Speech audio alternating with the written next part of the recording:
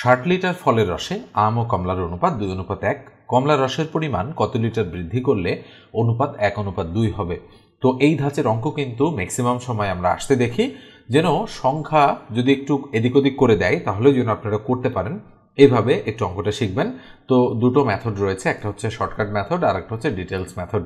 তো আমি এই অঙ্কটা শুরুতে আপনাদেরকে ডিটেলস মেথডে করে দিচ্ছি, দেন আপনাদেরকে শর্টকাট মেথডে করে দেবো। তো মাঝখানে আমি একটু টান দিয়ে রাখলাম, ডান সাইডে আমি ডিটেলসটা করাচ্ছি, বাম সাইডে আমি শর্টকাট মেথডটা করাবো। তো যেহেতু দেওয়া আছে 60 লিটার ফলের রস, তাহলে আমরা লিখবো ডিটেলস মেথডে মোট মিশ্রণ। তাহলে মোট মিশ্রণ কত? 60 লিটার দিয়ে দিলাম। তাহলে কি দেওয়া আছে? আমাদের দেওয়া আছে আরও। তো যেহেতু প্রথমটাও দেওয়া আছে, সেক্ষেত্রে আমরা দেওয়া আছে লিখতে পারবো না, লিখলে শুরুতেই লিখতে হবে। তাহলে এখানে সুতরাং আমাদের আম অনুপাত কমলা, তাহলে আম অনুপাত কমলা কত বলেন তো? 2:1 এটা দেওয়া আছে। দেখেন আম ও কমলার অনুপাত 2:1। তাহলে এই যে 60 লিটার মিশ্রণ, টোটাল মিশ্রণ, এতে কতটুকু আম আছে কতটুকু কমলা আছে সেটা আমরা বের করে নেব। বের করে নেওয়ার জন্য আমাদের করতে হবে কি? অনুপাতের যোগফল করতে হবে। ক্লাস 7-এ কিন্তু অনুপাত সমানুপাত চ্যাপ্টারে এগুলো রয়েছে, চাইলে আপনারা সেখান থেকে বেসিকগুলো শিখে নিতে পারেন। তাহলে অনুপাতের যোগফল আমরা কি করব? ইকুয়াল দিয়ে 2 + 1 = 3। তাহলে মোট 60 লিটার মিশ্রণে কতটুকু আম কতটুকু কমলা আছে সেটা বের করার জন্য আমরা লিখব যে মোট মিশ্রণে আমের পরিমাণ বা আম আছে, এভাবে লিখব যে আম আছে কমা দিয়ে 60 এর নিচে হচ্ছে 3 আর উপরে হচ্ছে 2। এই 3 কি? অনুপাতের যোগফল। এই 2 কি? এই 2 হচ্ছে আমের অনুপাতটা। তাহলে 3 × 60 = 20 × 40 লিটার। এটা কি? এটা হচ্ছে আমাদের মোট মিশ্রণে আম আছে। তাহলে আমরা এবার লিখব মোট মিশ্রণে কমলা আছে। তাহলে কমলা কতটুকু আছে?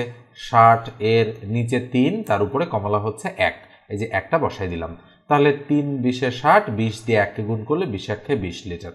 তাহলে নিশ্চিতভাবেই বুঝতে পারছেন যে এই 2:1 যে অনুপাতটা আছে, এই অনুপাতটা কিন্তু আমরা 40:20 এটা লিখতে পারি। ওকে, এটাও যা, আসলে 2:1 এটাও তা। কারণ কি জানেন? কারণ হচ্ছে আমরা যদি কাটাকাটি করি, দেখেন 20 দ্বারা 20 × 20, 20 × 2 = 40, তার মানে 2:1। আমরা জানি যে অনুপাত মানেই ভগ্নাংশ, মানে 40:20 মানে হচ্ছে কিন্তু 40/20। 0 0 ক্রস, তাহলে উপরে 4, তার মানে 2 × 2 = 4, 2 × 2, তাহলে উপরে 2 তার নিচে 1। এটাকে অনুপাত করলে 2:1 হয়। এইভাবে কিন্তু এই 2:1 হয়েছে। তাহলে 60 লিটারে আমরা বলতে পারি 40 লিটার হচ্ছে আম আর 20 লিটার হচ্ছে আমাদের কি? কমলা। এইবারে আমাদের প্রশ্ন মতে বিল্ড আপ করার পালা। তো আমি এগুলো একটু মুছে দিচ্ছি, মুছে দিয়ে আমি প্রশ্ন মতে বিল্ড আপ করবো। তাহলে আমরা লিখতে পারি প্রশ্ন মতে কি হবে বলেন তো দেখি। প্রশ্ন মতে হবে যে কমলার রসের পরিমাণ কত লিটার বৃদ্ধি করলে। তাহলে আমরা ধরলাম, উপরে আমরা ধরলাম, মানে প্রশ্ন মতে লেখার পূর্বে আমরা ধরবো যে ধরি কমলার রসের পরিমাণ x লিটার হচ্ছে বৃদ্ধি করতে হবে। তাহলে আমাদের অনুপাতটা কি হবে? 40 অনুপাত 20, এটা আমরা দিব। দেওয়ার পরে বলেন তো দেখি কি বলেছে যে কমলার রসের পরিমাণ। তো কমলার রস কোনটা? 20, তাহলে 20-এর সাথে আমরা আরো x পরিমাণ বৃদ্ধি করলাম, বৃদ্ধি করলে অনুপাত হবে 1:2। এই যে টোটাল জিনিসটা দাঁড়ালো, এটাকে এখন ক্যালকুলেশন করলে আমাদের অ্যান্সারটা চলে আসবে। তাহলে আমরা ক্যালকুলেশন করব। তাহলে উপরে হবে 40, তার নিচে কত? 20 + x। তাহলে দেখেন 20 + x বসাই দিলাম, উপরে 1, তার নিচে 2, তার মানে প্রথমটা লব, পরেরটা কিন্তু হর। আমরা আর গুণ বা বজ্রগুণ করলে 1 দ্বারা এটাকে যদি আমরা গুণ করি তাহলে 20 + x হয়, আর 2 দ্বারা 40কে গুণ করলে 40 × 2 = 80 হবে। তাহলে বলেন তো দেখি x = কত হবে? 80, আর এই 20 ওইদিকে গেলে মাইনাস হয়ে যাবে। তাহলে সুতরাং x এর ভ্যালু কত? 60 বা 60। তাহলে বলেন তো কত লিটার বৃদ্ধি করতে হবে? যেহেতু আমরা x ধরে নিয়েছিলাম, x এর মান যেটা হবে সেটাই আমাদের অ্যাপ্রোপ্রিয়েট অ্যান্সার। এই যে দেখেন গ নম্বর যে অপশনটা রয়েছে সেটা কিন্তু আমাদের সঠিক উত্তর হচ্ছে। এই যে দেখেন অ্যান্সার 3। এবার আমরা শর্টকাট মেথডটা অ্যাপ্লাই করব, একটু মনোযোগ দিবেন আপনারা। তো এই রকম অঙ্কে যদি আপনারা কখনো দেখতে পান যে অনুপাতটা প্রথমে দেওয়া আছে, পরবর্তী সময়ে সেই অনুপাতটা রিভার্স হয়ে গিয়েছে, রিভার্স মানে বিপরীত হয়েছে। এখানে আছে 2:1, এখানে হচ্ছে 1:2। আর প্রথমে কি থাকবে থাক, সেটা দেখার বিষয় না, আর কি মেশাতে বলবে সেটাও ব্যাপার না, কিন্তু অনুপাতটা রিভার্স হয়েছে কিনা বা বিপরীত হয়েছে কিনা সেটা আপনারা একটু খেয়াল করবেন। যেহেতু বোঝা যাচ্ছে অনুপাতটা বিপরীত হয়েছে, তাহলে আমাদের মানে সূত্র হবে এরকম, উপরে হবে মোট মিশ্রণ, খেয়াল করবেন, নিচে হবে অনুপাতের ছোট সংখ্যা, অনুপাতের কি বললাম? ছোট সংখ্যা, গুণন হচ্ছে অনুপাতের পার্থক্য। তাহলে কিভাবে আমরা বের করব জিনিসটা দেখেন একটু মনোযোগ দিয়ে।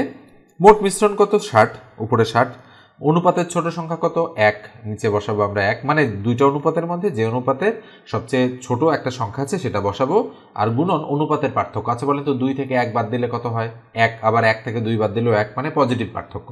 তাহলে 2 থেকে 1 বিয়োগ করলে 1 হবে, এইটা করলেই আমাদের অ্যান্সার হয়ে যাবে। তাহলে 60 1 60, 60কে 1 দ্বারা ভাগ করলে 60, এই যে দেখেন 60 লিটার কিন্তু আমরা অ্যান্সারটা বলতে পারতেছি। তাহলে এবার আসেন এমসিকিউ পরীক্ষায়, ধরেন এই অঙ্কটা এসেছে একটা এমসিকিউ পরীক্ষায়, তো সেক্ষেত্রে আপনি কি করবেন, আপনি যেহেতু দেখতে পাচ্ছেন যে 60 লিটার ফলের রস, তাহলে 60 অনুপাতের ছোট সংখ্যা 1 ভাগ করবেন 1 দিয়ে, আর অনুপাতের পার্থক্য কত 2 থেকে 1 বাদ দিলে 1, 1 থেকে 2 বাদ দিলেও 1, তাহলে একে গুণ করবেন 1 দ্বারা, তার মানে 60 অ্যান্সার। দেখেন 10 সেকেন্ডসের মধ্যেই আপনার কিন্তু অঙ্কটা আপনি করে ফেলতে পারবেন। এইরকম অঙ্ক আরও কিন্তু রয়েছে, হচ্ছে সোনা এবং রূপা বা সোনা এবং তামার মিশ্রণ, এছাড়া তেল এবং হচ্ছে অন্যান্য যে বিভিন্ন লিকুইড রয়েছে সেগুলোর মিশ্রণ, এই মিশ্রণের ক্ষেত্রে আমরা কিন্তু এই ধরনের অঙ্কগুলো দেখতে পাই। এবার আসেন আমরা এটা মুছে দিয়ে পরের প্রশ্নে চলে যাচ্ছি। তো এরপর যে একটু বলি, যারা চ্যানেলে নতুন যদি প্রয়োজন মনে করেন তাহলে চ্যানেলটা সাবস্ক্রাইব করে দিতে পারেন, আর ফেসবুক পেজ থেকে দেখলে পেজটা ফলো দিয়ে রাখবেন, আর ভিডিওতে অবশ্যই একটা লাইক দিতে ভুলবেন না। এবারে স্ক্রিনের 80 নম্বর যে অঙ্কটা রয়েছে সেটা দেখেন, খুবই গুরুত্বপূর্ণ অঙ্ক কিন্তু এটা। একটি শ্রেণীতে যতজন ছাত্রছাত্রী আছে প্রত্যেকে তত পয়সার চেয়ে আরও 25 পয়সা বেশি করে চাঁদা দেওয়ায় মোট 75 টাকা উঠল। ওই শ্রেণীর ছাত্রছাত্রীর সংখ্যা কত? তো সুন্দর একটা অঙ্ক এটা। তাহলে বলা হচ্ছে একটি ওই শ্রেণীর ছাত্রছাত্রীর সংখ্যা, তাহলে আমরা ধরে নিব যে ধরি ওই শ্রেণীর বা ছাত্রছাত্রীর সংখ্যা কত বলেন তো দেখি, ছাত্রছাত্রীর সংখ্যা ইকুয়াল টু এক্স, এটা আমরা ধরে নিলাম। তাহলে বলেছে একটি শ্রেণীতে যতজন ছাত্রছাত্রী আছে তার মানে এক্স জন আছে, প্রত্যেকে তত পয়সার চেয়ে আরো 25 পয়সা বেশি দিল। তার মানে কি প্রত্যেকের চাঁদার পরিমাণ আমরা লিখতে পারি, প্রত্যেকের হচ্ছে চাঁদার পরিমাণ কত হবে বলেন তো দেখি, ইকুয়াল তত পয়সা, মানে এক্স পয়সার চেয়েও আরো 25 পয়সা বেশি চাঁদা দিয়েছে, তার মানে এক্স প্লাস 25 প্রত্যেকের চাঁদার পরিমাণ এটা। তাহলে মোট চাঁদা উঠলো হচ্ছে 75 টাকা। তাহলে বলেন তো মোট চাঁদা হচ্ছে কত হবে? তাহলে নিঃসন্দেহে বুঝতে পারছেন যে সংখ্যা আর প্রত্যেকের চাঁদার পরিমাণ এই দুটো যদি আমরা গুণ করি তার মানে এক্স প্লাস 25, এটা হলো প্রত্যেকের চাঁদা এটা, তাই না? আর সংখ্যা আছে এক্স জন, তাহলে এক্স দ্বারা এটাকে গুণ করলে চাঁদার পরিমাণ হবে কত টাকা? 75 টাকা। তো এই 25 কিন্তু পয়সা আর এই 75 কিন্তু টাকা। তো সেক্ষেত্রে যদি আমরা এটা এখানে 75 বসাতে চাই তাহলে কিন্তু হবে না, একে 100 দ্বারা গুণ করতে হবে, যেহেতু 100 পয়সা মানে 1 টাকা, তাহলে দুইটা শূন্য আমাদের দিয়ে দিতে হবে এখানে। এইটাই কিন্তু আসলে আমাদের প্রশ্ন মতে। ওকে, তো এইভাবেই আমাদের প্রশ্ন মতেটা বিল্ড আপ করে নিতে হবে। তাহলে বলেন তো দেখি বা কি হবে, এক্স স্কোয়ার প্লাস 25 এক্স, এই 7,500 এইদিকে চলে আসলো, 7,500 দিয়ে দিলাম, ইকুয়াল কি হবে 0। এখন এই জায়গায় আমাদের মিডল টার্ম করতে হবে। তো 75 7,500কে 25 বানাতে হবে। তো আমরা একটু দেখি 7,500কে যদি আমরা হচ্ছে মানে ভাঙতে চাই, তো 5 দ্বারা যদি আমরা দিই 5 15 75, দুটো শূন্য দিয়ে দিলাম, আবার 5 দ্বারা দিলে 3 5 15, দুটো শূন্য দিলাম, আবার 5 দ্বারা দিলে 5 6 30, শূন্য দিয়ে দিলাম, আবার 5 দ্বারা দিলে 5 12 60, আবার যদি আমরা 3 দ্বারা দেই 3 4 12, আবার যদি 2 দ্বারা দেই 2 2 4, তাহলে কত হচ্ছে বলেন তো, 2 2 4, 3 4 12, 5 12 60, 5 5 25, 5 5 75, এটা হচ্ছে না। তাহলে আমরা করব কি, এই 2 ঠিক রাখবো, এবার 3 2 6, আচ্ছা এক কাজ করি, 3 5 15, 5 15 75, তাই না? এটা আমরা একসাথে রাখি, দেখি হয় কিনা। 5 5 25, 25 2 50, 50 2 100, এক্স্যাক্টলি 100 আর 75 গুণ করলে আমাদের 7,500 হয়, আর 100 থেকে 75 বিয়োগ করলে আমাদের 25 হবে। তাহলে নিঃসন্দেহে বুঝতে পারছেন কিভাবে আমরা জিনিসটাকে ক্যালকুলেশন করব। তাহলে আমাদের এখানে হবে x square plus 100x minus 75x minus 7,500 equal কি 0। তাহলে নিঃসন্দেহে বুঝতে পারছেন মিডল টার্মটা কিভাবে করলাম। তো এখানে আসেন, এক্স যদি আমি কমন নেই এক্স প্লাস কত 100 হবে, মাইনাস 75 যদি আমি কমন নেই এক্স প্লাস 100 হবে, ইকুয়াল কি হবে 0। তাহলে বা এক্স মাইনাস 75 একটা আর এক্স প্লাস 100 একটা, ইকুয়াল কি 0। তাহলে সুতরাং এক্স ইকুয়াল টু 75 একটা, আর সুতরাং এক্স ইকুয়াল টু মাইনাস 100 একটা। তো মাইনাস তো আর মানে ছাত্রছাত্রীর সংখ্যা হতে পারে না, এই জন্য এটা গ্রহণযোগ্য নয়, এই জন্য এক্স এর ভ্যালু 75, এটাই হচ্ছে অ্যাপ্রোপ্রিয়েট অ্যান্সার। এখানে একটা লাইন আমি কমিয়েছি, লাইনটা হবে কি, লাইনটা হচ্ছে হয় এক্স মাইনাস 75 ইকুয়াল টু 0, মানে এই লাইনের পরে, আর অথবা এক্স প্লাস 100 ইকুয়াল টু 0, এই লাইনটা কিন্তু আমি লিখিনি। তো তো দেখেন পাশাপাশি দুটো অঙ্কই কিন্তু মোটামুটি ইম্পর্টেন্ট এবং এই ধাঁচের অঙ্কগুলো কিন্তু আসতে পারে। তো কত অ্যান্সার? নিঃসন্দেহে বুঝতে পারছেন যে বি নম্বরটা এটার কিন্তু অ্যাপ্রোপ্রিয়েট অ্যান্সার। এবার দেখেন পরেরটা, লঞ্চ ও স্রোতের গতিবেগ যথাক্রমে ঘন্টায় 18 কিলোমিটার ও 6 কিলোমিটার, নদীপথে 48 কিলোমিটার অতিক্রম করে পুনরায় ফিরে আসতে কত সময় লাগবে? সম্ভবত এই ধাঁচের অঙ্ক আমি করে দিয়েছি, হুবহু এটা ছিল কিনা আমার মনে পড়ছে না। তো দেখেন 48 কিলোমিটার অতিক্রম করে, অর্থাৎ 48 কিলোমিটার একবার গিয়েছি, আবার এই 48 কিলোমিটার মানে কিন্তু ফেরত এসেছি, তার মানে একবার যাওয়া হয়েছে আর একবার কিন্তু ফেরত আসা হয়েছে। তাহলে এই রাস্তাটাও 48 কিলোমিটার এবং এই রাস্তাটাও কিন্তু 48 কিলোমিটার, দুটোই। তো এখন বলা হচ্ছে যে লঞ্চের গতিবেগ ঘন্টায় 18 কিলোমিটার আর স্রোতের গতিবেগ ঘন্টায় 6 কিলোমিটার, তাহলে দুটো গতিবেগ। এখন বলা হচ্ছে নদীপথে 48 কিলোমিটার অতিক্রম করে পুনরায় ফিরে আসতে কত সময় লাগবে? তো আমরা লঞ্চ, স্রোত এগুলো একটু লিখে দেন সংখ্যাগুলো বসাবো। দেখেন আমি উপরেই লিখেছি, যাই হোক প্রশ্নপত্রের মধ্যেই করছি, যেহেতু আপনাদেরকেও এমসিকিউ টাইপের অঙ্ক প্রশ্নপত্রের মধ্যেই করতে হবে, এই জন্য আমিও করে দিচ্ছি এভাবেই। তো লঞ্চ কত? লঞ্চের গতিবেগ ছিল ঘন্টায় 18, তাহলে ঘন্টায় 18 কিলোমিটার, এটাকে আমরা বলি 18 কিলোমিটার পার আওয়ার। আর স্রোতের গতি কত? স্রোতের গতি হচ্ছে 6 কিলোমিটার, তাহলে 6 কিলোমিটার পার আওয়ার। এখানে দেখেন আমি স্রোত দুই পাশে লিখেছি, ধরেন এটা হচ্ছে পজিটিভ স্রোত আর এটা হচ্ছে নেগেটিভ স্রোত। আসলে স্রোত তো একদিকেই যায়, কিন্তু যখন লঞ্চ বা নৌকা যখন হচ্ছে স্রোতের সাথে সাথে যায় সেটাকে আমরা অনুকূলে বলি, আর যখন বিপরীতে যায় সেটাকে আমরা প্রতিকূলে বলি। আর বিপরীত স্রোতটা মাইনাস হয় মূল গতিবেগ থেকে, আর অনুকূল যে স্রোতটা সেটার সময় কিন্তু স্রোতটা প্লাস আকারে কাজ করে। তাহলে বলেন তো অনুকূলে কার্যকরী গতিবেগ 18 আর 6 24 কিলোমিটার পার আওয়ার, আর প্রতিকূলে কার্যকরী বেগ লঞ্চ 18, স্রোত তাকে 6 কিলোমিটার পার আওয়ার বেগে বাধা দিচ্ছে, তাহলে 18 থেকে 6 বাদ দিলে 12 কিলোমিটার পার আওয়ার হবে। তাহলে কয়েকটা জিনিস আমরা পেয়ে গেলাম এখান থেকে, লঞ্চের বা স্রোতের গতিবেগ, লঞ্চের গতিবেগ 18 কিলোমিটার, স্রোতের গতিবেগ 6 কিলোমিটার, অনুকূলে কার্যকরী গতিবেগ 24 কিলোমিটার, প্রতিকূলে কার্যকরী গতিবেগ 12 কিলোমিটার, আর স্রোত তো দুই দিকেই সমান, অর্থাৎ 6 দুই দিকেই সমান, তাই না? তাহলে কি বলা হচ্ছে 48 কিলোমিটার রাস্তা একবার যেতে হবে, একবার ফেরত আসতে হবে। আচ্ছা বলেন দেখি, এই রাস্তাটা ধরেন অনুকূলে গিয়েছে, এই 48 এই দিক থেকে এইদিকে অনুকূলে, ঠিক আছে? তো অনুকূলে যাওয়ার সময় লাগবে 24 দুগুণ 48, তার মানে 2 ঘন্টা। আর প্রতিকূলে 48 কিলোমিটার রাস্তা আসতে পার ঘন্টায় গতিবেগ, প্রতি ঘন্টায় গতিবেগ 12 কিলোমিটার, তাহলে 4 ঘন্টা সময় লাগবে 48 কিলোমিটার রাস্তা আসতে, তাহলে 4 আর দিয়ে মোট 6 ঘন্টা। দেখেন তো কোথায় উত্তর? এই যে দেখেন 6 ঘন্টা উত্তর রয়েছে। এবার আসেন আমরা পরেরটাতে চলে যাই। তো পরের অঙ্কটা দেখেন কি বলা হচ্ছে। অঙ্কটাতে বলা হচ্ছে যে এক ব্যক্তি তার সম্পত্তির 7/3 অংশ ব্যয় করার পর অবশিষ্টের 12/5 অংশ ব্যয় করে দেখলেন যে তার নিকট 1000 টাকা রয়েছে, তার মোট সম্পত্তির মূল্য কত? সহজ অঙ্ক, কিন্তু করতে না জানলে কিন্তু এই অঙ্কটাও আপনার জন্য কঠিন হয়ে যাবে। তাহলে দেখেন আমরা অঙ্কটা শুরু করতেছি। অঙ্কটা কিন্তু একটু মনোযোগ সহকারে দেখতে হবে, আমি ডিটেলস মেথডে অঙ্কটা করে দিব। আসলে পরীক্ষায় আপনারা 1 ধরেও অঙ্কটা করতে পারেন অথবা এক্স ধরেও করতে পারেন। তো আমি হচ্ছে যেহেতু তার মোট সম্পত্তির মূল্য কত, তাহলে আমি এখানে লিখতেছি যে ধরি তার মোট সম্পত্তির মূল্য ইকুয়াল হচ্ছে এক্স টাকা, এটা আমি ধরলাম।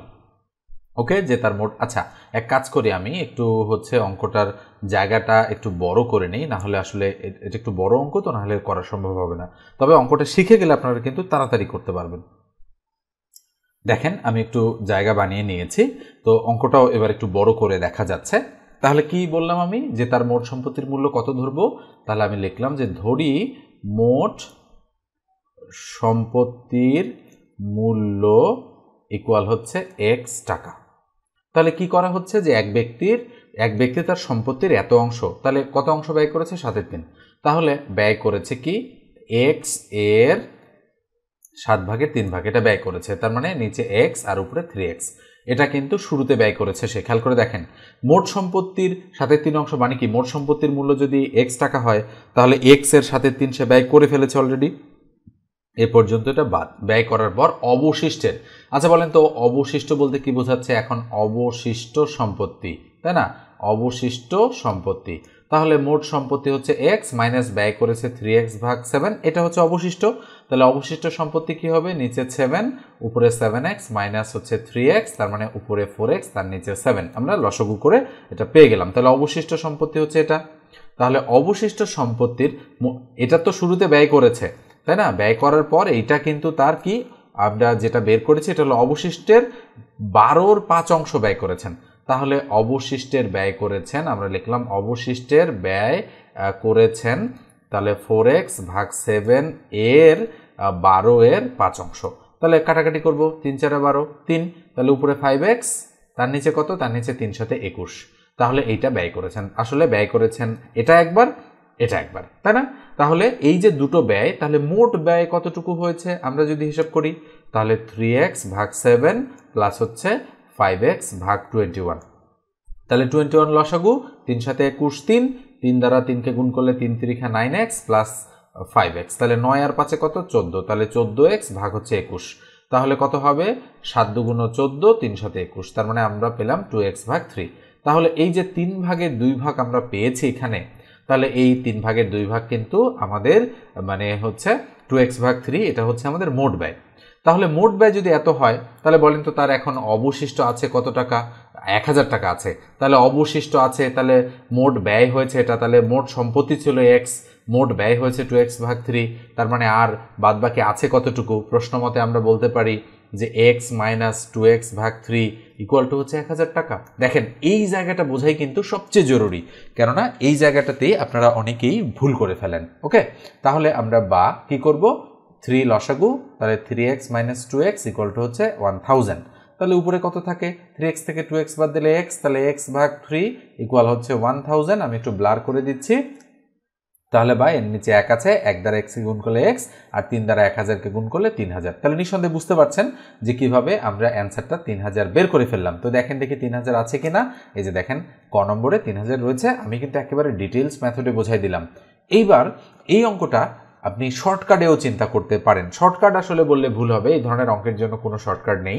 তারপরেও আপনি ধরেন হিসাব করলেন যে তার মোট সম্পত্তির মূল্য হচ্ছে 1, যেহেতু ভগ্নাংশ টাইপের অঙ্ক, মোট হচ্ছে 1। তাহলে 1 থেকে সে 7-এর 3 অংশ ব্যয় করেছে, তাহলে 7-এর 3 অংশ ব্যয় করার পর তার কাছে আছে কতটুকু, 7 1 7, 7 থেকে 3 বাদ দিলে 4, তার মানে আমরা বলতে পারি তার কাছে এখন এটা আছে। তাহলে এর আবার 12-র 5 অংশ, তাহলে আমরা বলতে পারি এত এর 12-র 5 অংশ, তাহলে 3 4 12, তাহলে উপরে 5 আর তার নিচে 3 সাথে 21 একবার। তাহলে তার মানে হচ্ছে কি হচ্ছে, সে 7-এর 4 অংশ এটা কি করেছে, শুরুতে ব্যয় করেছে, মানে এক ব্যক্তি তার এত অংশ ব্যয় করার পর, তার মানে 7-এর 3 অংশ তো ব্যয় করেছে, ব্যয় করার পর সে অবশিষ্টের 12-র 5 অংশ, তাহলে 12-র 5 অংশ কোনটা, এটা, তাহলে এটাও ব্যয় করেছে। তাহলে খেয়াল করে দেখেন আমাদের শুরুতে ব্যয় হয়েছে 7-এর 3, তাহলে এটা, আর পরে ব্যয় হলো কত 21-এর 5, তাহলে 21-এর 5 এটা, তাই না? তাহলে কত হচ্ছে লসাগু 21, তার মানে আদতে 3 সাথে 21, 3 3 9, 9 এর 5 14, এই যে দেখেন 7 দুগুণ 14, 3 সাথে 21, এটাই কিন্তু চলে আসলো। তাহলে মোট যেহেতু আমরা 1 ধরেছি, তাহলে 1 থেকে যদি আমি 3 ভাগের 2 ভাগ বাদ দেই, তাহলে 3 ভাগের 1 ভাগ থাকবে। তাহলে 3 ভাগের 1 ভাগ সম্পত্তির মূল্য যদি 1000 টাকা হয়, এই যে দেখেন 1000 টাকা হয়, তাহলে মোট সম্পত্তির মূল্য কত, 3 উল্টে যাবে, উল্টে গিয়ে 1000-এর সাথে গুণ হয়ে 3000 হয়ে যাবে। এটা কিন্তু আপনি করতে পারেন, তবে রিটেন পরীক্ষায় এইভাবে যদি আপনি করেন তাহলে অনেক কিছু লিখতে হবে আপনাকে। আর যদি x ধরে করেন তাহলে আপনাকে লিখতে হবে না, মানে হচ্ছে ধরি x দিয়ে ক্যালকুলেশন করতে পারবেন। আর এটাতে কি হবে, বাংলাগুলো লিখতে হবে। তো দেখেন এই ধাঁচের অঙ্ক আপনাকে কিন্তু বুঝতেই হবে, মানে আমি যেভাবে করালাম এর চেয়ে বিকল্প কোনো ওই কিন্তু আপনার হাতে নেই, কোনো অপশন নেই, এভাবেই আপনাকে করতে হবে। তাহলে উত্তর হচ্ছে 3000 টাকা। এবার আসেন আমরা পরেরটাতে যাচ্ছি। তাহলে পরেরটা কি রয়েছে দেখেন, 83 নম্বর যে অঙ্কটা রয়েছে, আমরা 83 নম্বর অঙ্কটা এবারে করব। তো অঙ্কটা জ্যামিতির একটা অঙ্ক, বলা হচ্ছে বৃত্তের ক্ষেত্রফল 18 পাই হলে এর পরিসীমা কত। আচ্ছা, একটা বৃত্ত আমরা অঙ্কন করি। তো এই হচ্ছে একটা আমাদের বৃত্ত, এই বৃত্তটার ক্ষেত্রফলের সূত্র কি আমরা জানি, এরিয়া বা ক্ষেত্রফল হচ্ছে পাই আর স্কোয়ার। আর বৃত্তের পরিসীমা মানে পরিধি, মনে রাখবেন। তাহলে বৃত্তের পরিধি বা পরিসীমা ইকুয়াল টু হচ্ছে 2 পাই আর। পরিসীমা বা পরিধিকে এই টোটাল সার্কেলটা, এটাই হচ্ছে বৃত্তের পরিধি বা পরিসীমা, একই কথা মনে রাখবেন। তাহলে পরিধি আছে 2 পাই আর, কি দেওয়া আছে এখানে, ক্ষেত্রফল 18 পাই। তাহলে এখানে দেওয়া আছে, আমরা লিখতে পারি পাই আর স্কোয়ার ইকুয়াল টু 18 পাই। তাহলে পাই পাই ক্রস করলাম, তাহলে বলেন তো বা আর স্কোয়ার ইকুয়াল টু 18, তাহলে বা আর ইকুয়াল টু √18, এটা আমরা বলতে পারি। তাহলে বা r ইকুয়াল টু √18কে আমরা লিখতে পারি 9 গুণন 2 9 2 18। কেন লিখলাম এভাবে? তার কারণ হচ্ছে আমরা r ইকুয়াল এটাকে আলাদা করব √9 ইন্টু √2। আচ্ছা, তাহলে সুতরাং r এর ভ্যালু √9 মানে 3, তাহলে 3√2, তাহলে r এর ভ্যালু আমরা এটা পেয়ে গিয়েছি। এইবার আমরা পরিধি যেহেতু বের করতে বলেছে, যে বলা হচ্ছে পরিসীমা বা পরিধি কত, তাহলে 2 ইন্টু পাই ইন্টু r এর মান কত 3√2, তাহলে 3√2 বসাই দিলাম। তাহলে বলেন তো 2 আর 3 গুণ করলে 6, আর √2 আছে √2 বসালাম, আর তার সাথে পাই আছে। এটা অ্যান্সার আছে কিনা দেখেন তো, এই যে এক্স্যাক্টলি 6√2 পাই, এটাই হচ্ছে আমাদের অ্যাপ্রোপ্রিয়েট অ্যান্সার। তো দেখেন অঙ্ক মানে কঠিন না, সহজ, কিন্তু আপনাকে তো জানতে হবে কোনটা কিভাবে করতে হয়, তাই না? নচেত তো আপনি করতে পারবেন না। তো আমি এ পর্যায়ে একটু বলি যে অনলাইনে আমি চাকরির জন্য প্রাইমারি নিবন্ধন, খাদ্য অধিদপ্তর, এরপরে বিসিএস প্রিলি, রিটেনের জন্য কিছুটা প্রিপারেশন হবে, কেননা শর্টকাট এবং ডিটেলস মেথড দুটোই সেখানে শেখানো হয়। এছাড়াও অফিস সহায়ক পদের বিভিন্ন পরীক্ষার জন্য আপনারা যারা রিটেন ম্যাথ শিখতে চান, পিএসসির যে বিভিন্ন চাকরির পরীক্ষাগুলো আছে সেগুলোর জন্য যদি শিখতে চান, তাহলে অবশ্যই details method plus shortcut method এই হচ্ছে যে ব্যাচটা হচ্ছে আমি শুরু করতেছি। তো সেই ব্যাচে আপনারা জয়েন করতে পারেন। জয়েন করার জন্য 01642702760 এই নম্বরে আমাকে হোয়াটসঅ্যাপে আপনারা টেক্সট করে জানাবেন যে আমি অনলাইন ব্যাচে যুক্ত হতে চাই। পিডিএফ শিট, এছাড়া সাপ্তাহিক পরীক্ষা এবং লাইভ ক্লাস, লাইভ শেষে রেকর্ড ক্লাস, সব কিছুই আপনারা মানে যত ধরনের সুবিধা আছে সব কিছু আপনারা পাবেন। কোর্স ফি হচ্ছে 1020 টাকা। তো দেখেন আমি পরের অঙ্কটা এবার করাচ্ছি আপনাদেরকে। এক্স, ওয়াই ও জেড এর গড় 5, এক্স, ওয়াই ও জেড ও 9 এর গড় কত? তাহলে দেখেন এখানে তিনটা সংখ্যার গড় 5 বলা আছে। আচ্ছা, তিনটা সংখ্যার গড় 5 মানে বলেন তো তিনটা সংখ্যার সমষ্টি কত? এই তিনটা সংখ্যার সমষ্টি হচ্ছে 15। তাহলে গড়, আচ্ছা তাহলে আমরা বলতে পারি X plus Y plus Z ভাগ 3 ইকুয়াল টু কিন্তু 5। এটা দেখেন এই জিনিসটা দ্বারা কিন্তু এটা বোঝায়। তাহলে আমরা যদি এটা দ্বারা এটাকে গুণ করি, তাহলে X plus Y plus Z equal to 3 5 কত হয়? 15 হয়। দেখেন এটা চলে আসলো। এবার এক্স, ওয়াই এবং জেড এর গড় কত? তাহলে X plus Y plus Z, okay, plus হচ্ছে 9 এর গড় কত? তার মানে এটা যোগ করে 4 দ্বারা ভাগ, এটা কত সেটা আমাদের কাছে জানতে চাচ্ছে।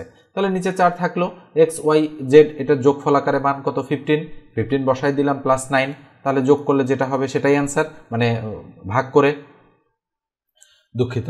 তো দেখেন কি হবে, তাহলে নিচে 4 আর উপরে 15 আর 9 কত? 9 আর 5 14, 4 হাতে কত? হাতে 1, 1 আর 1 2, তাহলে কাটাকাটি করলে 4 6 24 মানে 6 অ্যান্সার। অ্যান্সারটা আছে কিনা দেখি, অ্যান্সার রয়েছে 6, এক্স্যাক্টলি সি নম্বর যে অপশনটা রয়েছে সেটাই আমাদের রাইট অপশন। তো নিঃসন্দেহে 85 নম্বর যে অঙ্কটা আছে এটা আপনারা করতে পারবেন। আমি কিন্তু এই ধাঁচের নিয়ম আপনাদেরকে শিখিয়েছি, তারপরেও পরের লেকচারটা এটা থেকে আমি শুরু করব। আজকে এ পর্যন্তই রাখছি। ধন্যবাদ সবাইকে, ভালো থাকবেন, সুস্থ থাকবেন।